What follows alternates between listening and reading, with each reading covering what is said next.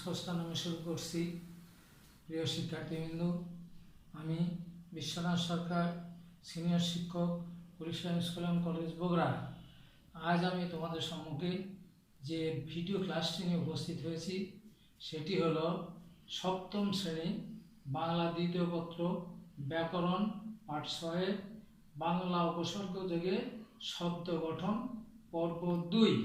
এটি অর্ধবার্ষিক পরীক্ষা 2020-এর সিলেবাস মোতাবেক। প্রিয় শিক্ষার্থীবৃন্দ, আশা করি তোমরা সবাই ভালো আছো, আমিও ঈশ্বরকে ভালো আছি। তাহলে এসো আমরা এখন চলে যাই আমাদের মূল যে আজকের ভিডিও ক্লাস, সেটি বাংলা দ্বিতীয় পত্র ব্যাকরণ পাঠ 6 সপ্তম শ্রেণীর বাংলা উপসর্গ যোগে শব্দ গঠন পর্ব 2। ইতিপূর্বে উপসর্গ নিয়ে আলোচনা করেছি, সেটি ছিল পর্ব 1।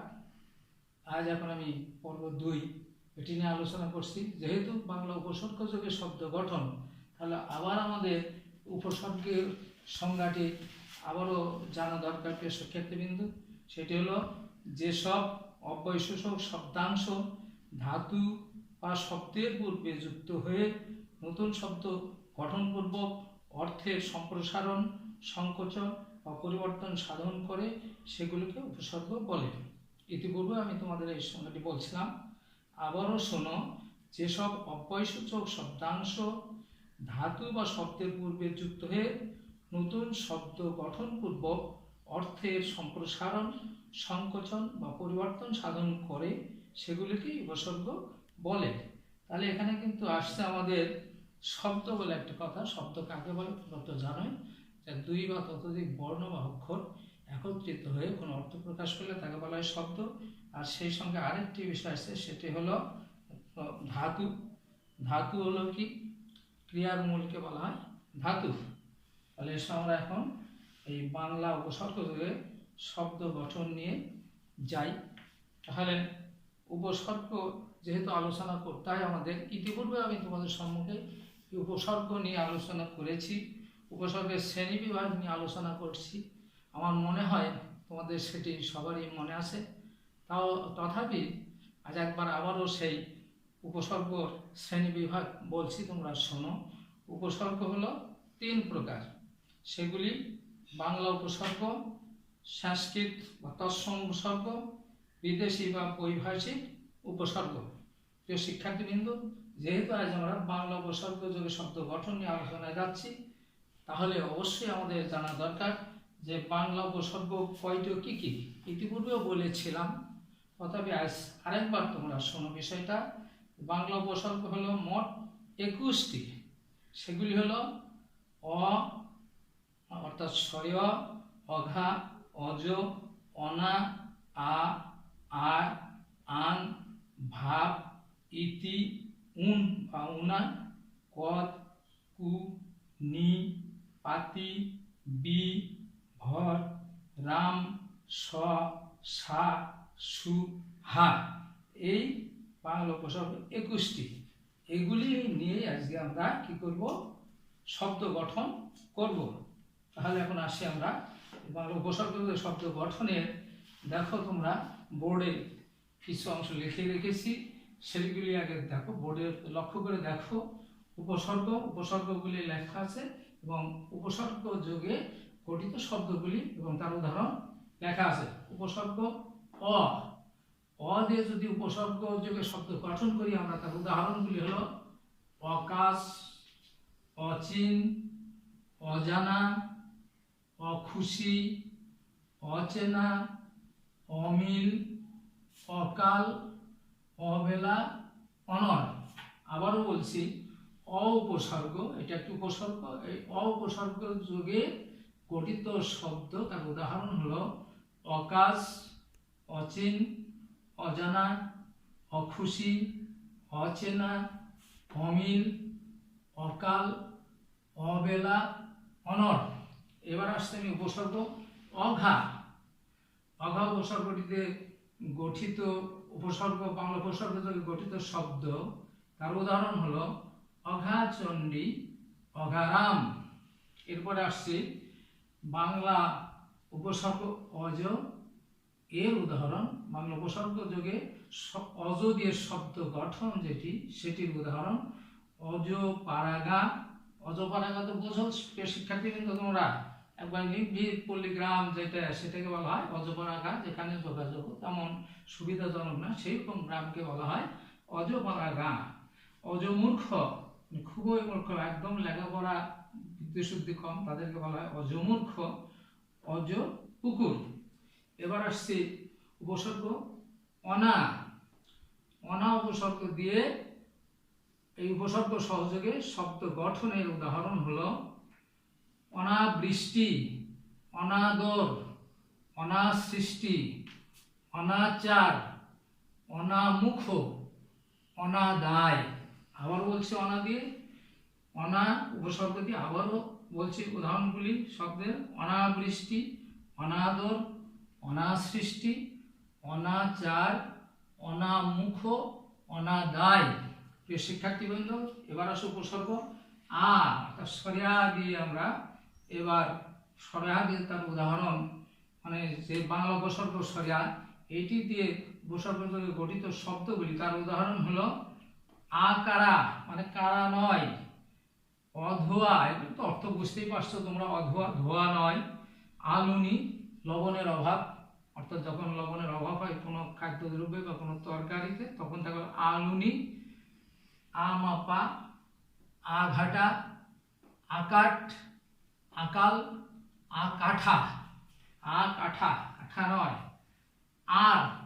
এবার উপসর্গ আর, আর দিয়ে আমি বলছি উদাহরণ: আর চোখে, আর নয়নে, আর পাগলা, আর খেপা, আর কোলা, আর করা।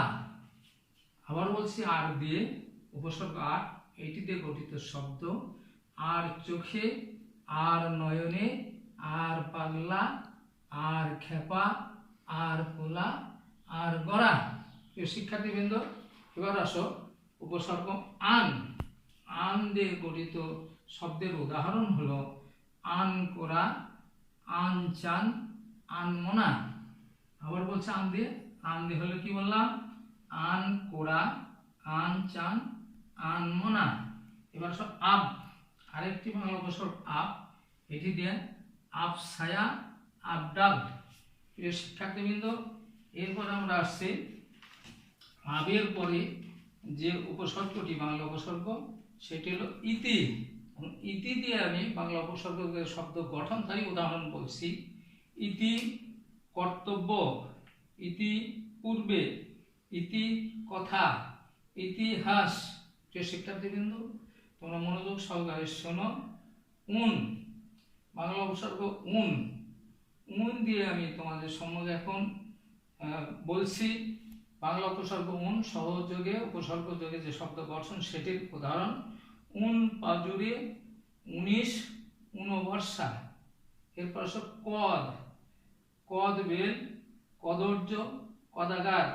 শিক্ষার্থীবৃন্দ, কদ বেল তো তোমরা চেনো, এক ধরনের বেল, একটা আঠালো, আর কদ বেলের আঠা কম হয় এবং খেতে বেশ মজাদার, সেটা হলো কদ বেল, এক ধরনের ফল। কু, কু দিয়ে বলছে এবার, কু বাংলা উপসর্গ কু দিয়ে গঠিত শব্দ: কু অভ্যাস, কুকথা, কুসঙ্গ, কুনজর, কুকাম, কুযশ। এবার আসছে আমি বাংলা উপসর্গ নি। এই নি দিয়ে গঠিত শব্দ হলো নিখুঁত, নিখোঁজ, নিখরসা, নিভাস, নিরেট, নীলাস, নিটল।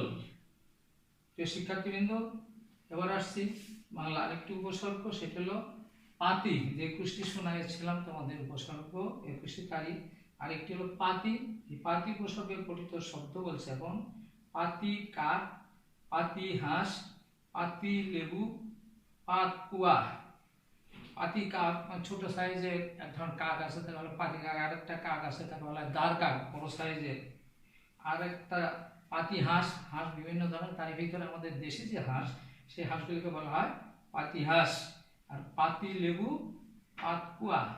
এবার আসছে আমি বি উপসর্গ নিয়ে গঠিত শব্দ, যেটি বি, বাংলা উপসর্গ বি নিয়ে, বি দিয়ে হলো বিভূমি, বিফল, বিপদ, বিদেশ, বিজোড়। এবার আসছি বাংলা উপসর্গ ভর, ভর দিয়ে এবার গঠিত উপসর্গের উদাহরণ ভরপুর, ভরপেট, ভর দুপুর, ভর সন্ধ্যা, ভর দিন, ভর শ্বাস। আবারও বলছি ভর দিয়ে, ভর বাংলা উপসর্গ দিয়ে আবারও গঠিত শব্দ, তার উদাহরণ ভরপুর, ভরপেট, ভর দুপুর, ভর সন্ধ্যা, ভর দিন, ভর শ্বাস। প্রিয় শিক্ষার্থীবৃন্দ, এবার আসছে আমি তোমাদের সম্মুখে রাম, বাংলা উপসর্গ রাম নিয়ে গঠিত শব্দ রাম ছাগল, রামদা। একটি বাংলা উপসর্গ, এটি দিয়ে গঠিত শব্দ হলো উদাহরণ সঠিক, সরব, সলাস, শটান, সজোর, সক্ষেত, সজ্ঞান। এবার বাংলা উপসর্গ সা দিয়ে গঠিত শব্দের উদাহরণ হলো সাজোয়ান, সাজিরা। প্রিয় শিক্ষার্থীবৃন্দ, এবার আসছে বাংলা উপসর্গ সু, এই সু দিয়ে গঠিত শব্দ, তার উদাহরণ সুখবর, সুদিন, সুনজর, সুনাম, সুডৌল। এবার হা দিয়ে গঠিত বাংলা উপসর্গ হা দ্বারা গঠিত শব্দ, সেটির উদাহরণ হলো হাপিতস, হা ভাতে, হা ঘরে, হা হুতাশ। প্রিয় শিক্ষার্থীবৃন্দ, এই গেল বাংলা উপসর্গ যোগে গঠিত শব্দ। এখন সেটিরই অংশ বিশেষ বাক্যে বাংলা উপসর্গযুক্ত শব্দের প্রয়োগ। এতক্ষণ গেল উপসর্গ যোগে, বাংলা উপসর্গ যোগে শব্দ গঠন। এবার এই বাংলা বাক্যে বাংলা উপসর্গযুক্ত শব্দের প্রয়োগ, এবার উপসর্গগুলি এবার আমরা বাক্যে প্রয়োগ করব। এই বাক্য প্রয়োগের 1 নম্বর দেখো, প্রথমেই ছিল আমাদের এই উপসর্গ দিয়ে যদি আমরা বাক্য প্রয়োগ দেখাই, তাহলে একটি করে বাক্যে আমি প্রয়োগ দেখাতেছি তোমাদের, তোমরা শুনে নাও মনোযোগ দিয়ে। এই একটি শুনলে বাদ বাকি তোমরা অনেকগুলি বাক্য এভাবে তৈরি করতে পারবা। সেটি হলো লোকটি আমার অচেনা, লোকটি আমার অচেনা, অচেনা, চেনা নয়। 2 নম্বর হলো অঘা। দেখো 2 নম্বর বাংলা উপসর্গ 2 নম্বর ছিল অঘা। অঘা দিয়ে এখন আমি একটি উপযুক্ত উপসর্গযুক্ত শব্দের প্রয়োগ দেখাতেছি বাক্যে, সেটি হলো অঘারাম বলি সে এমন কাণ্ড করে বসেছে। অঘারাম বোকা, অত বোঝে না, কম বোঝে, তাই বলা হয়েছে অঘা দিয়ে, অঘারাম বলি সে এমন কাণ্ড করে বসেছে। অজ 3 নম্বর বাংলা উপসর্গ যেটি অজ, সেটি দিয়ে এখন বাক্যে প্রয়োগ অজ পাড়া গায়ে শিক্ষার আলো ছড়িয়ে দিতে হবে। শিক্ষার্থীবৃন্দ, এখানে একটা সুন্দর কথা তুলে ধরা হয়েছে, কি করতে হবে? অজ পাড়া গায়ে শিক্ষার আলো ছড়িয়ে দিতে হবে। টিপি পল্লীগ্রাম, যেখানে অনেক লোকজন দেখা যায় স্কুল কলেজ দূর দূরান্তরে সহসা লেখাপড়া করে না, সেইখানে আমাদের শিক্ষার আলো ছড়িয়ে দিয়ে তাদেরকে শিক্ষিত করে দেশের মূল শিক্ষা স্রোতের সঙ্গে তাদের সম্পৃক্ত করে দেশ ও জাতির কল্যাণে তাদের মেধা খাটাতে হবে, বিনিয়োগ করতে হবে। সেই উদ্দেশ্যে বলা হয়েছে যে অজ পাড়া গায়ে শিক্ষার আলো ছড়িয়ে দিতে হবে। অনা 4 নম্বর যেটা বাংলা উপসর্গ অনা, অনাবৃষ্টিতে এবছর ফসলের বিস্তর ক্ষতি হয়েছে। অনাবৃষ্টি তো বোঝো প্রিয় শিক্ষার্থীবৃন্দ, যখন বৃষ্টি হয় না, অর্থাৎ বহুদিন যাবৎ দেখা যায় বৃষ্টি হয়নি, খরা, তখনই তাকে বলা হয় অনাবৃষ্টিতে এবছর ফসলের বিস্তর ক্ষতি হয়েছে। বৃষ্টির অভাবে তোমরা জানো আমাদের এই দেশ শস্য শ্যামলিমায় ভরপুর সুন্দর একটি দেশ, কৃষি শস্যের উপর নির্ভরশীল এই দেশ। যে বছর বৃষ্টি বাদল ভালো হয়, সেই বছর কিন্তু আমাদের এই দেশে কৃষি শস্য উৎপাদনও ভালো হয়। আর বৃষ্টি বাদল ঠিকভাবে না হলে, মানে যদি অনাবৃষ্টি হয়, তাহলে দেখা যায় আমাদের কৃষি শস্যের উৎপাদনে ব্যাঘাত ঘটে, ফলে দেশের অর্থনীতিতেও ব্যাঘাত ঘটে এবং আমাদের জীবনযাত্রার মানেও ব্যাঘাত ঘটে। সেই জন্যই বলা হয়েছে অনাবৃষ্টিতে অবশ্য ফসলের বিস্তর ক্ষতি হয়েছে। 5 নম্বর বাংলা উপসর্গ, এটি দিয়ে গঠিত একটি বাক্য হলো আধোয়া প্লেটে খাবার খেতে নেই। আধোয়া প্লেটে খাবার খেতে নেই, অর্থাৎ প্লেট বা থালা মাটি এগুলি গ্লাস না ধুয়ে তাতে খাওয়া উচিত না। বিশেষ করে বর্তমান যে প্রেক্ষাপট আমাদের, এই প্রেক্ষাপটের সঙ্গে অত্যন্ত মিল একটি কথা, যে প্লেট বা হাত মুখ এগুলি খুব ভালোভাবে ধৌত করে এখন আমরা এই করোনা ভাইরাসের হাত থেকে রেহাই পাচ্ছি। কাজেই সুন্দর একটি কথা যে আধোয়া প্লেটে খাবার খেতে নেই, না ধুয়ে সেই প্লেট খাবার খেতে হয় না। 6 নম্বর বাংলা উপসর্গ, মিতা রিতার দিকে আর চোখে তাকিয়ে আছে। মিতা কি করছে? রিতার দিকে আর চোখে তাকিয়ে আছে। এবার আসছি 7 নম্বর বাংলা উপসর্গ, যেটা আন দ্বারা গঠিত বাক্য, সন্তানের জন্য মায়ের মন সবসময় আনচান করে। সন্তানের জন্য মায়ের মন কি করে? সকল সময় আনচান করে, সকল সময় মনের ভেতরে আকুলি বিকুলি করে, সকল সময় একটা দুশ্চিন্তায় অতিবাহিত হয়, সে কথাটি বলা হয়েছে। 8 নম্বর আড়ালে আবডালে কারো সমালোচনা করতে নেই। সুন্দর একটি কথা, আমাদের জীবনে শিক্ষামূলক বা ধর্মক্ষেত্রে বিষয়টা আমরা এরকম বিভিন্ন ধর্মে উল্লেখ করতে দেখা যায় যে আড়ালে আবডালে কারো সমালোচনা করতে নেই। সমালোচনা করলে, নিন্দা করলে সেটা পাপ হয়। এই শিক্ষার্থীবৃন্দ, ইতি, এখন বাংলা উপসর্গের 9 নম্বর উপসর্গটি ইতি দ্বারা বাক্যে প্রয়োগ হলো ইতিহাস থেকে সকলেরই শিক্ষা নেওয়া উচিত। এবার আসছে 10 নম্বর বাংলা উপসর্গ, যেটা বা উনা ভাতে দুনা বল। কথায় বলে গ্রামগঞ্জে উনা ভাতে দুনা বল, অর্থাৎ ঘরে ভাত থাকলে তাহলে দেখা যায় যে বল শক্তি দেহে ভালোই থাকে। খাদ্যের অভাব হলে বল শক্তি দেহে থাকে না, খাদ্যের অভাব, খাবার না থাকলে ঘরে দুশ্চিন্তা হয়। তাই উনা ভাতে দুনা বল, যদি ঘরে ভাত থাকে তাহলে দেখা যায় যে বলও দ্বিগুণ হয়ে যায়। তারপর পদ একটি বাংলা উপসর্গ, যেটা 11 নম্বর।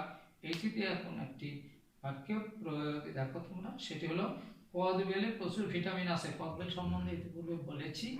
কদবেল মানে হলো এক ধরনের ফল, সেটি প্রচুর ভিটামিন আছে, বিশেষ করে ভিটামিন সি এগুলিতে ভরপুর। প্রিয় শিক্ষার্থীবৃন্দ, এবার 12 নম্বর বাংলা উপসর্গ দিয়ে বাক্য, কুসঙ্গ কুফল বয়ে আনে। কুসঙ্গ কুফল বয়ে আনে। কুসঙ্গ অর্থাৎ অনেক সময় বলা হয় যে সংসর্গ এড়িয়ে চলো, আর কুসঙ্গ মানে সঙ্গী সাথী যদি ভালো হয় তাহলে কিন্তু বন্ধু বান্ধবের জীবনেও ভালো ফল বয়ে আসে বা ভালোই হয়ে থাকে। আর যদি সঙ্গী সাথী বা সঙ্গ ভালো না হয় তাহলে কিন্তু কুফল হয়ে যায়। এই জন্য করে বলা হয়েছে কুসংসর্গ কুফল বয়ে আনে, বা কুসঙ্গ কুফল বয়ে আনে। প্রিয় শিক্ষার্থীবৃন্দ, বা 13 নম্বর বাংলা উপসর্গ নিয়ে এবার বাক্য প্রয়োগ দেখাতেছি। মেয়েটির সূচিকর্ম খুবই নিখুঁত। প্রিয় শিক্ষার্থীবৃন্দ, সূচিকর্ম তো তোমরা বুঝো, সূচিকর্ম অর্থাৎ সূচের কাজ, সেলাইয়ের কাজ, অর্থাৎ মেয়েটির সূচিকর্ম খুবই নিখুঁত, মানে মেয়েটি সেলাই কাজে খুবই পারদর্শী, সুন্দর সেলাই কর্ম জানে, সেটি বলা হয়েছে বাক্যটিতে। আর পাতি 14 নম্বর বাংলা উপসর্গ পাতি, সেটি দ্বারা গঠিত বাক্যে প্রয়োগ হলো ঝিলের জলে পাতিহাঁস ভেসে বেড়াচ্ছে। ঝিলের জল, ঝিল বিল গাড়িতে দেখা যায় পাতিহাঁস অনেক সময় দল ধরে ভেসে বেড়ায়, দেখতে বেশ সুন্দর লাগে, সেটি বলা হয়েছে ঝিলের জলে পাতিহাঁস ভেসে বেড়াচ্ছে। এবার 15 নম্বর বাংলা উপসর্গ দ্বারা বাক্যে প্রয়োগ, সাধনা কখনো বিফলে যায় না। যে কোনো সাধনা করলে সাধনা বিফলে যায় না।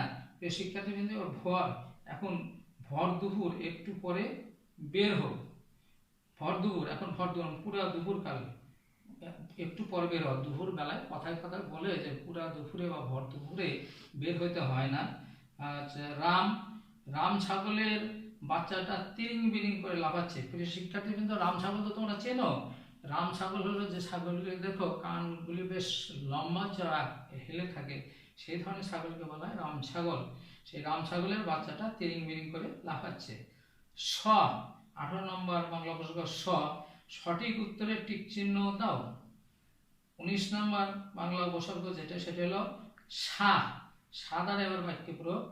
লড়াইয়ে জিততে হলে সাজোয়ান লোকই প্রয়োজন। এবার আসছে 20 নম্বর সু বাংলা উপসর্গ, এটিতে একটা বাক্য প্রয়োগ।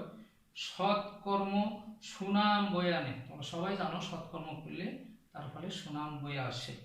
শিক্ষার্থীবৃন্দ, এবার আমাদের বাংলা উপসর্গের সর্বশেষ 21 নম্বর, সেটা হলো হা।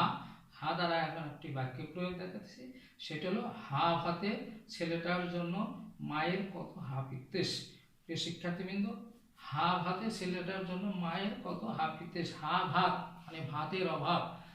সন্তানকে যদি খাইতে দিতে না পারে তাহলে মা কিন্তু খুবই মনোকষ্ট ভোগে। সেই কথাটি বলা হয়েছে হা ভাতে ছেলেটার জন্য মায়ের কত হাপিত্যেস। প্রিয় শিক্ষার্থীবৃন্দ, এই ছিল আজকের সপ্তম শ্রেণীর বাংলা দ্বিতীয় পত্র ব্যাকরণ পাঠ 6 বাংলা উপসর্গযোগে শব্দ গঠন এবং সেই সঙ্গে বাংলা বাক্যে বাংলা উপসর্গ যুক্ত শব্দের প্রয়োগ নিয়ে আমার সপ্তম শ্রেণীর আলোচনা। আমি এখানেই আলোচনা শেষ করতে যাচ্ছি। তোমরা সবাই ভালো থাকো, সুস্থ থাকো, তোমাদের ভবিষ্যৎ উন্নতি কামনা করে এখানে আমি আজকের এই ক্লাস শেষ করছি। ধন্যবাদ।